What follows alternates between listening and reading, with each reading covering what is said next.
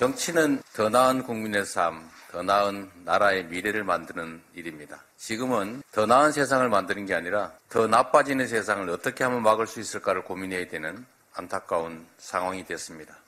행정 권력을 장악했다는 이유로 우리 국민들이 일상적으로 체감할 만큼 우리 사회에 퇴행을 가져오고 역사적으로 후퇴하고 있는데, 만약에 입법 권력까지 그들이 장악하게 된다면 우리 사회는 시스템적으로 제도까지 완전히 과거로 돌아갈 것이 분명합니다. 정치는 국민이 하는 것이고 우리는 국민들의 뜻을 존중하고 따르는 것이 본질적인 책임입니다. 그리고 정당은 당원들이 주인입니다. 당원의 의사가 제대로 반영되는 정치 시스템, 정당 시스템을 만드는 것이 우리의 책임이기도 합니다. 당원 민주주의, 당 민주화라는 측면에서 우리 당원들의 의사가 당의 의사에 많이 반영되는 그런 민주정당으로 나아가야 한다고 판단했습니다.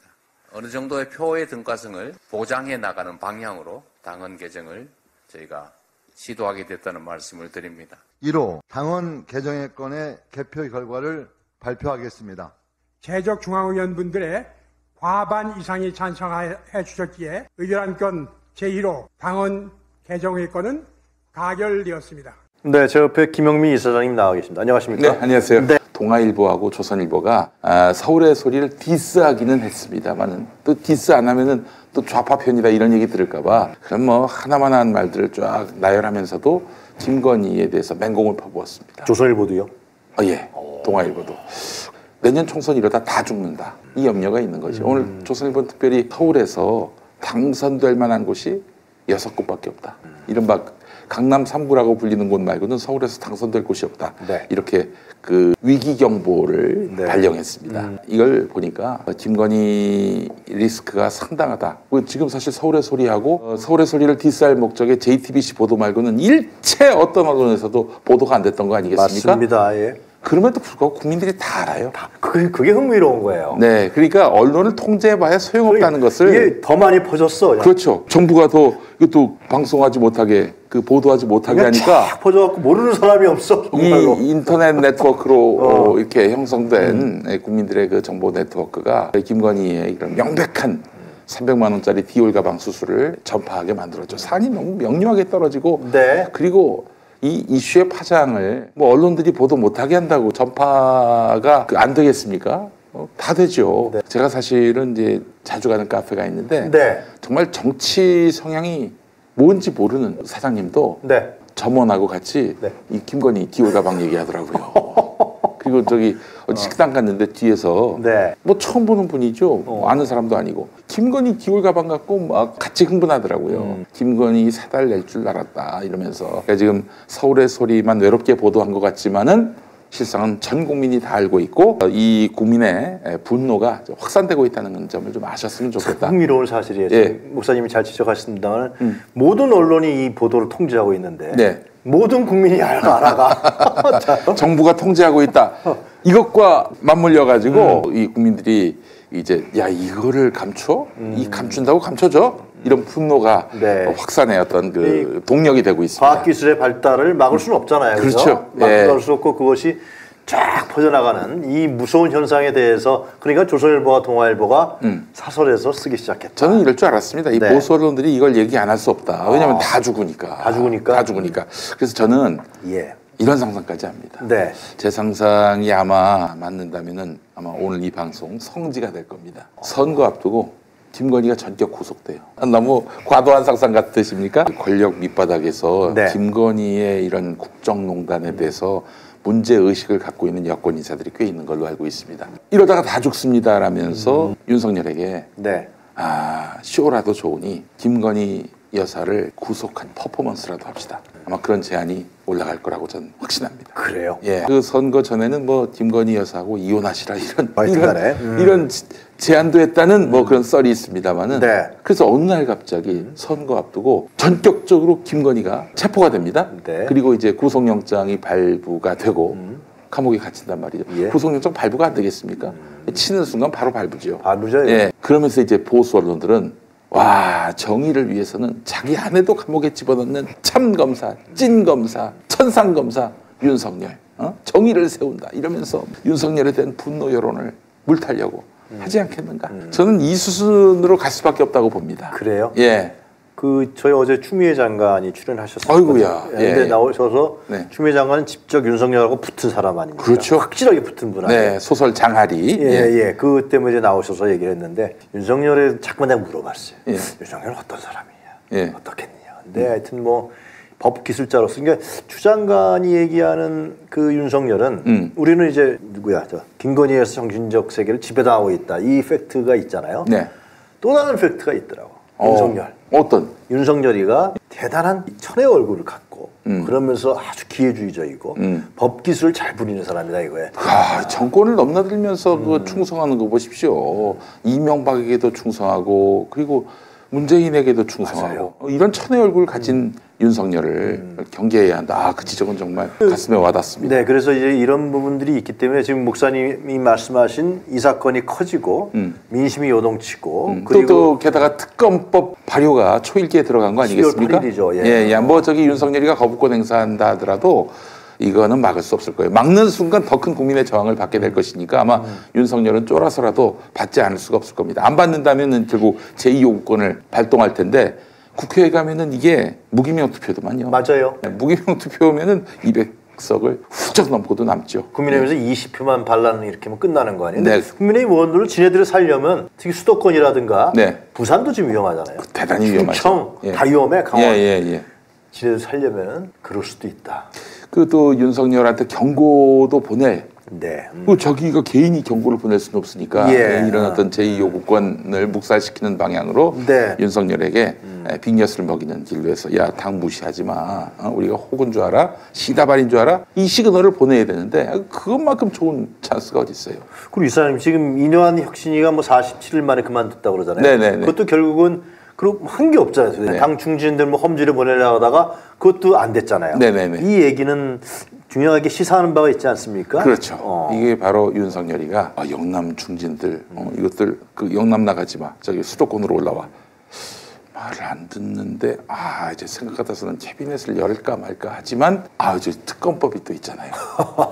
이게 진짜 저 총선 전에 자기가 훅 갈 수도 있겠거든. 그러니까 지금 사실은 장제원을 필두로 한 장제원이가 또 얼마나 비밀을 많이 알겠습니까? 맞아요. 이들의 반발을 가벼이 취급할 수 없겠다라고 판단을 한 것 같습니다. 자기가 지명하고 자기가 임명했던 김기현 대표도 안 가 아니에요. 네, 그렇죠. 그래서 인요한 날리고 김기현을 다시 힘을 실어주는 그 만찬 때 그렇게 또 김기현하고 친하게 그래서 권력이 김기현에게 있음을 보여준 거 아니겠어요? 윤석열이가. 네. 이거 다 의미가 있습니다. 그러나 언제든 윤석열도 등 돌릴 수 있다는 점. 네. 서로가 안 해요. 그들은 알고 있는지 모르겠습니다. 그들은 서로가 안 해요. 네. 이전 투구하면서 지네들 목숨 부지하는 놈들이야 진짜. 그렇죠. 이익을 위한 공동체일 뿐입니다. 예. 거기는 뭐 공익 이런 거 없어요.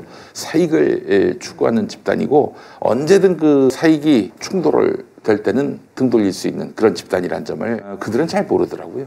2016년, 17년에 우리가 촛불을 다 들었을 때 네네. 그 집단을 완전히 날렸어야 되는 건데 네네네. 다시 살아나고 그 적폐청산을 못했죠. 그 적폐청산을 또 맡긴 네. 나 대신 손에 피를 묻히게 할 사람으로 윤석열을 이렇게 중용을 글쎄 했다가 말이에요. 빅엿을 먹은 거 아닙니까? 사실 민주진영이 그거 좀 뼈 아프게 자성할 필요가 있을 그 것 같아요. 내용이 이제 추 장관이 썼던 장알이 그 소설에 다 나오더라고요. 네, 그렇습니다. 자세하게 나옵니다. 아주. 자, 제가 오늘 경고하겠습니다. 민주당 윤석열이가 갑자기 김건희를 구속시킬 상황에서 어떻게 대응하시겠습니까? 이건 쇼다. 그런 얘기 해봐야 의미 없어요. 민주당이 본인들 의지와 능력과 투쟁력, 정치력으로 김건희를 구속시키십시오. 맞습니다. 예, 그 길이 그 윤석열의 꼼수를 막을 수 있는 가장 큰 대응책이다. 이렇게 말씀을 드리겠습니다. 자, 그럼 그렇고 어제 중앙위원회에서 일단 어렵게 통과됐습니다. 네. 그 당원과 대의원 비율 이것을 일단 20대 1로 그나마 좀 올려놓은 거죠. 네네네. 1대1 등가로 가는 게 맞는 건데 하여튼 간에 근데 이거는 중앙위원회에서 의결했는데 잘한 거죠. 그건 네, 아주? 잘한 겁니다. 네. 뭐 아쉬운 부분이 있습니다. 사실은 1대1로 가야 되는데 맞습니다. 좀 아쉬운 부분은 있는데 상당한 네. 그 진보라고 볼 수 있겠고요. 사실 이 대의원제를 왜 하는가 궁금해하는 분들이 있습니다. 예전에 민주당이 3만 명 정도 당원이 있었을 때 근데 사실은 민주당이 그래도 뭐 우리 지역 정치를 타파해야 합니다만은 지역 기반을 무시할 수는 없잖아요. 그럼요. 예. 호남. 그럼요. 네. 상대적으로 영남은 굉장히 그 수가 적어요. 민주당세가 너무 약합니다. 강원도도 마찬가지고요. 동쪽이 약해요. 그래서 이분들에게 그냥 1대1로 하게 되면은 표의 등가성이 떨어지잖아요. 그렇잖아요. 그렇죠. 맞습니다. 그래서 이분들의 그 표의 등가성을 그 좀 높여드리기 위해서 네. 그래서 이제 사실은 대의원제를 도입했는데 네. 근데 지금은 한 달에 그 당비를 1,000원 이상 내는 당원들이 200만 명이 넘고 있습니다. 그 중에서도 6개월 넘게 내신 분들. 맞아요. 그래서 권리당원으로 해서 투표할 수 있는 네, 이번에. 당대표 최고위원 선거에 투표할 수 있는 사람이 120만 명 정도. 그런데 여전히 대의원제를 유지한다면 60대 1의 대의원제를 유지한다면은 이거는 당원의 의사를 반영하는 민주공당이라고 말할 수 없겠죠. 네. 그래서 바꾼 겁니다.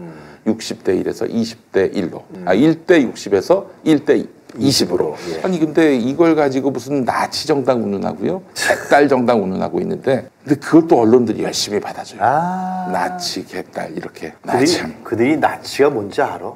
그럼 윤석열과 나치를 좀 비교하는 기사를 쓰지. 참. 그렇죠. 또 어처구니 없는 부분은 뭐냐면은 그 이자들은 대의원제가 유지돼야 한다는 입장이에요. 워딩을 좀 찾아와 봤는데 예. 이원호 기관 말이 이렇습니다. 직접 민주주의가 정치 권력과 결합할 때 독재 권력이 된다. 야 그러면 직선제 개헌 잘못했네 87년에. 직선제하면 안 되지. 그냥 통일 주체 국민회의 간선제를 유지하는 게 나은 거 아니야? 네. 나치의 출현을 막기 위해서. 이 말도 안 되는 소리를 하고 있어요. 어? 야 그럼 저 국회의원 선거도 너는 지역구민 직선으로 하는 거 싫겠다? 아니 옛날 박정희하고 전두환처럼 유정이 그 안에 들어가 버려 그냥? 글쎄 박정희 때 예. 고민정 같은 경우 사실상 대의원제가 폐지된 것이다. 무리수를 둬야 하는 이유를 모르겠다라면서 흰 소리를 하고 있어요. 고민정도 그랬어요. 예. 근데 이제 사실은 이 대의원제 같은 경우는 국민의힘은 어떻게 운영하는지 아십니까? 국민의힘은 대의원제가 없어요. 폐지했습니다. 민주당은? 국민의힘이 폐지한 거예요. 민주당 유지하고 있습니다. 어처구니가 없습니다.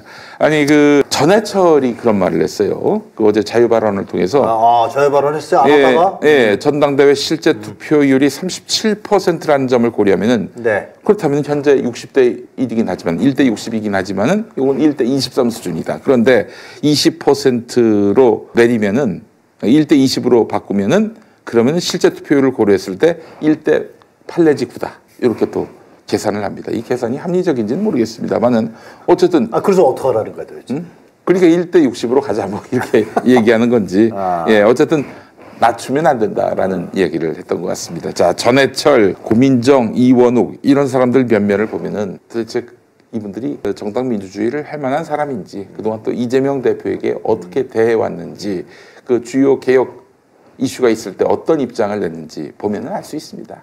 예. 자 이사장님 그러면 왜 이 사람들은 왜 이렇게 이게 민주주의의 진전 아니에요? 네. 정당 민주주의의 진전인 것이고 제1대1로 가야죠. 정당 민주주의 진전이고 예. 이것이 바로 민주당이 민주정당으로 대중정당으로 나가는 시작이란 말이에요. 네네네. 어느 정치학자, 어느 언론가 물어보세요. 이걸 퇴보라고 하는 사람 저는 한 명도 없다고 봅니다. 그럴 때 왜 이들은 왜 이렇게 반발하고 왜 그러는 겁니까? 네. 저는 이낙연이 며칠 전부터 얘기했던 것보다 연관성이 있다고 보여지는데 상당히. 자기들의 기득권이 네. 축소되는 것을 두려워하는 것이죠. 그 이재명 대표에 대해서 그동안 뭐 젖은 낙엽 그리고 썩은 수박들이 네. 집중적으로 공격했던 이유의 근본이 뭡니까? 네. 나의 기득권을 인정해라. 나에게 공천 줘라. 이거 아닙니까? 네. 지금 사실 이재명 대표 주변에 이 대표에게 붙어 있는 사람들 중에도 나는 봐주시겠지. 나는 이 대표에게 친화적이니까. 이런 인간들도 있습니다. 그래요. 이재명 대표 포함해서 모두가 다 기득권 내려놓고 네. 신인들하고 경쟁해야 합니다. 그렇죠. 이 경쟁을 거부하는 자들이야말로 기득권 세력이거든요. 그리고 저는 뭐 사실 이 민주당의 대의원제와 무관하게 모든 형태의 직접 민주주의가 이제 실현돼야 한다, 실험돼야 한다 이런 입장입니다. 이게 무슨 얘기냐? 그 직접 민주주의는 가능하지 않죠. 뭐 그냥 한 군데 5천만 국민이 모여가지고 거기서 결정할 수는 없잖아요. 그렇지만 우리에게는 이 IT, 휴대전화가 있지 않습니까? 맞습니다. 그래서 저는 주요 국정 현안, 그 찬반이 뚜렷하고 국민적 총의가 모아져야 할 그런 사안에 대해서는 국민들에게 이 모바일로 투표를 하게 하는 겁니다. 그 결과를 강제하는 건 아니고 네. 그 결과가 나오면은 대통령이 수용할지 말지를 결정하게 하는 것이죠. 여론조사가 아니라 직접 투표하는 거죠. 그렇죠. 저는 그렇다면 할 수 있는 게 굉장히 많다고 봅니다. 네. 그 검찰총장 그렇죠.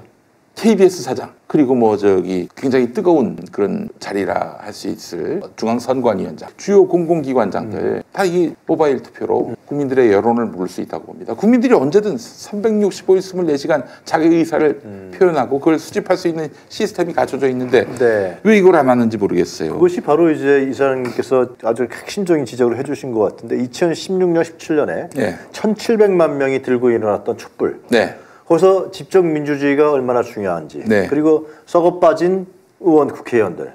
그리고 이 이익 집단에 네트워킹돼 있는 국회의원들. 네. 이들에게 탄핵을 강제했고 그들이 탄핵했고 그렇지. 헌법재판소 보수적인 재판관은 또 탄핵한 거 아니에요. 그게 바로 집적 민주주의의 힘이거든요. 대중의 압박이고. 그래서 저는 네. 사실 당선될 목적은 아니고 이 네. 직접 민주주의 실험을 위해서 대선 출마를 한번 해볼까. 그래서 그 왜 벽보 포스터 거기에는 제 얼굴이 아니라 그 왜 거울 같은 종이 있잖아요. 네. 그 딱 보면 자기 얼굴이 비치는. 그래서 여러분이 대통령이 되는 겁니다. 어. 저는 공정하게 모든 현안에 대해서 국민들에게 묻고 국민의 답을 그대로 반영하겠다 이런 공약을 내걸고 그러면 국민 다수의 뜻대로 운영되는 나라에서 무슨 공론 분열이 있을 것이며 그리고 뭐 여야 진보 보수 간의 다툼이 있겠어요. 결국 또 다수의 어떤 지지를 받으려고 우리 사회가 토론하는 네. 사회가 되지 않겠습니까? 네. 그러니까 국민 토론을 치열하게 하고 그리고 네. 나서 이제 저는 사실 국민에게 이런 휴대전화로 묻는 그런 국정 운영을 해보겠다 이런 걸 천명하면서 대통령 선거에 도전해볼까. 아하. 농담입니다. 이거 네, 이게 가능한 참 일이 이 아니죠. 그거는 정치 기득권들, 엘리트 기득권들이 지금 맡고 있어서 그렇지. 요즘 AI한 챗북 있잖아, 챗북. 네. 이 과학기술과 첨단 기술의 발달은 진짜 무섭게 놀랍게 그럼요. 진보하거든요. 그럼요. 이걸 정치 시스템에, 아니면 예. 선거 시스템에, 투표 시스템에, 그리고 지금 유명무실해진 대의제에 네. 이거 도입한다 그러면은 국민의 의사가 국민의 의사가 정확히 반영되고 요구와 욕구가 반영될 수 있는 이 수단화가 될 수 있다. 그럼요. 예. 그래서 지금 그래도 1대 20까지 내려온 거는 참 다행스러운 네. 얘기고요. 또 하나 어제 그 중앙위원회에서 논의된 거 그 하위 20% 하위 20%에 대해서는 페널티를 주겠다 하는 건데 근데 말이죠. 네. 그 인요한 혁신위원회 아마 이 안은 받지 않을까 싶은데 인요한 혁신위가 47일 만에 이제 깃발을 내린다 하더라도 네. 국민의힘은요 현역 의원 20%그 페널티가 아니라 공천 배제 아웃시켜야 해. 아웃시키는 하위 20% 공천 배제. 그러니까 20명 넘는 그 국민의힘 의원은 다음에 공천을 못 받아요. 그렇게 된다고요. 돈 안 내. 또 게다가 인요한 혁신이 이거는 아마 좀 실현되기 어려울 텐데 동일 지역구 3선 초과 금지 이것도 하려고 했던 거 아닙니까? 또 국민의힘이 만약에 이거를 받게 된다면은 당도 따라서 하지 않을 수가 없게 않을 돼요. 수 없게 되는 거죠. 예. 왜 이렇게 인요한한테 이렇게 밀립니까? 민주당 하면은 혁신, 창의, 아이콘 아니었습니까? 이렇게 된 이유가 있습니다. 20년 동안 친노 친문 정치인들이 계속 또아리를 틀듯이 그 자리에 앉아가지고 기득권을 내놓지 않고 그런 정치만 해왔기 때문입니다. 물갈이를 해야 돼요. 네. 지금 물갈이하지 않으면은 친노 친문 정치. 그러니까 뭐 제가 노무현 대통령이나 문재인 대통령을 비난하는 게 아니라 우리는 다 그때 존경하고 같이 했던 사람들. 노무현 문재인이라는 그 큰 정치인 주변에 들러붙어 가지고 그렇게 희생했던 사람들 이런 사람들의 정치가 20년 동안 이어져 왔다는 건데 DJ도 말이죠. 여러분 기억하시겠습니다만은 이분이 이제 중간에 이제 정치를 한 2년 안 하셨단 말이에요. 영국 가실 예. 때. 87년에 이제 그 후반에 그 대선 출마하면서 평화민주당 만들면서 2002년에 정치 졸업하실 때까지 네. 12년이었어, 12년. 그 이른바 동교동 정치도 12년밖에 못 했는데 그러네. 기득권으로서 그 동교동 정치는 12년밖에 못 했는데 벌써 친노 친문은 20년이 됐습니다. 그러네요. 이번에 공천 기획 못하면 24년이 가는 거고요. 그러면은 이번 총선에서 승리를 장담할 수가 없어요. 왜냐하면은 젊은 세대들 당장 20대만 하더라도 그 민주당을 기득권 세력으로 여깁니다. 맞아요. 그 이준석이가 당대표가 될 수 있는 국민의힘이 훨씬 더 애들한테는 참신한 예. 정당으로 비춰지고 있다고요. 놀랄 노자 아니겠습니까? 그렇게 됐습니다. 솔직히 생각해 보면은 98년 이후로 이제 말하자면은 학교 들어간 그런 그 젊은 세대들에게는 민주당이 기득권 정당, 그러네요. 주류 정당으로 비춰지고 있어요. 그러네요. 이런 상황에서 민주당이 혁신을 하지 않는다. 그러면은 더 올드한 당으로 갈 수밖에 없는 것이죠. 네. 예. 그런 점을 좀 감안해야 합니다. 어떤 방향으로 가야 된다고 생각하십니까, 이사장님? 그러니까 공천 혁신을 해야죠. 공천 혁신. 20% 감산이 아니라 20% 아예 그냥 아웃을 시켜버리고, 그리고 그 민주당 내에서 공천 때 네. 이 신인들한테 당원 명부도 안 주는 거 아니에요. 차라리 안심번호로라도 당원과 접촉할 수 있게 그 길을 열어주는 공정 경쟁이 이루어질 수 있는. 근데 보십시오, 지금 그 신인들 말이죠. 신인들 그들 같은 경우에는 일단 뭐 출마한다 그러면은 특히 젊은 여성이 출마한다 그러면은 젊은 여성에게 가산점이 있잖아요. 네. 사방팔방에서 압박이 들어온다고 합니다. 우리 임세은 소장 같은 경우도 그냥 얼마나 나오지 마라. 야, 네가 거기 나와가지고 될 거 같니? 네 상대는 단수 공천 받을 거야. 이렇게 압박하는 전화도 오고, 심지어 임세은이가 가정 불화가 있다더라. 이건 터무니없는 그런 루머가 돌기도 하고 말이죠. 임세현 씨가 지금 뭐 저희하고도 방송 여러 번 자주 하고 있지만 그 관악 어디로 나온다 그러죠? 관악을 그 현역이 누굽니까? 정태호라고 민주연구원장. 그 사람이 그러진 않겠지 설마? 뭐 그 사람이 했다는 증거는 없습니다. 네. 그러나 이런 악소문이 나온다면은 그 임세은이 후보가 됐을 때 불이익을 가장 크게 볼 사람, 그 사람이 아니겠나라고 추정하는 것이 저 합리적이죠. 이사장님 뭐 저보다 더 취재력과 정보력이 더 있으시니까 아시겠지만 이제 민주당에서 공천선거 기획단 말고 네. 공천관리위원회 구성을 이제 12월 말까지 하는 줄 알고 있습니다. 네네네. 그럼 공천관리위원장이 누가 되느냐? 네. 공천관리위원이 누가 되느냐? 이게 가장 중요한 요소 아니겠습니까? 그렇죠. 그 사람들이 이재명을 예를 들면 이재명과 함께 호흡을 맞춰서 네. 확실하게 지금 말씀하신 대로 칼 자를 땐 자르고 네? 바꿀 땐 바꾸고 경선 확실하게 공정하게 하고 균형해야 그래야 민주당이 선거에서 승리하는 거 아니겠습니까? 그렇죠. 뭐 단수 공천을 거기서 이제 결정하게 되겠죠. 여기는 이 지역구 같은 경우 경쟁이 필요 없다. 한 사람만 그 후보로 내자. 그걸 결정하는 데가 이제 공천관리위원회란 말이죠. 여태까지 그렇게 해서 말씀하신 대로 기득권이 유지돼 왔어요. 그렇죠. 그래서 참신한 신인들 다 그냥 물 먹고. 그리고 또 경선에서 10명이 나오면은 2배수, 3배수, 줄 있는 사람들만 2배수, 3배수나 들어가서 하게 하고. 네. 다 그렇게 했거든요, 여태까지. 그래서 이재명 대표가 본인부터 본이 되는 그런 공천 경쟁을 아마 시스템으로 만들 거라고 저는 생각이 들고요. 그러면은 뭔가 좀 물갈이가 가능하지 않겠는가. 공천관리위원장을 누구를 할 건지도 상당히 중요한 문제 아니겠습니까? 그래서 사실 우리 시민들한테 제가 지난 한 3년 동안 4년 동안 출기차게 얘기해왔던 게 여러분도 모르는 사이에 공천관리위원장과 공천관리위원이 선임이 된다. 그 사람들이 사실상 이번에 출마하려는 민주당 후보로 나오려고 하는 사람들의 생사 여탈권을 맞아요. 쥐고 있는 거 아니에요? 그런 사람을 함부로 그렇게 결정할 수는 없잖아요. 네. 자, 그 눈을 부릅뜨고 감시하자는 거죠. 예. 그 좀 추천받고 그러면 안 되나? 그 당원 투표하면 안 됩니까? 전당원 투표하면 안 돼요? 아니 진짜, 이거 제일 예, 중요한 그 공천관리위원인데 왜 그걸 그냥 어느 순간 갑자기. 뭐 예고도 없이 그렇게 갑자기 위원장 선임하고 위원 선임하고. 공천관리위원장 하겠다는 사람 네. 아니면은 추천받은 사람들을 올려놓고 네. 그 당원 시스템에서 하면 1시간이 끝나지 않나? 그렇죠. 그렇죠. 이재명 대표가 제가 이 사람을 공천관리위원장 위원으로 세우려고 하는데 여러분 동의를 해주십시오. 그래서 투표하는 거예요. 그렇죠.